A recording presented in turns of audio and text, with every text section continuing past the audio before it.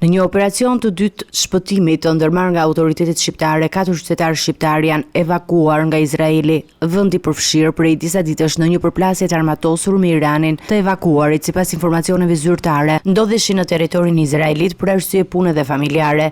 Ministri për Europën dhe punët e jashtme Igli Hasani konfirmoi lajmin përmes një postimi në rrjetin e tij social. Ai falenderoi autoritetet izraelite, jordaneze, egjiptiane dhe ambasadën austriake të Tel Avivit për bashkëpunimin e ngushtë me përfaqësitë diplomatike shqiptare në Tel Aviv dhe Kairo. Vejojmë të ndjekim me përparësi çdo rast të qytetarëve shqiptar që kërkojnë ndihmë nga institucionet tona në rajon, shkroi kryediplomati Hasani. Evakuimi i fundit vjen ndërsa situata në Izrael edhe më gjerë në lindjen e mesme mbetet të jetë tensionuar, me 22 qershor shpërthyen sulme të rënda me raketa të lëshuara nga Irani, të cilëve ju përgjigj edhe Izraeli, ndërsa në orët e para të mëngjesit të së dielës në konflikt u përfshin edhe Shtetet e Bashkuara të Amerikës, të cilat bombarduan 3 centrale bërthamore në territorin iranian. Ky është operacioni i dytë i evakuimit që Ministria e Jashtme shqiptare organizoi për shtetasit që ndodheshin në bllokatën në zonën e konfliktit.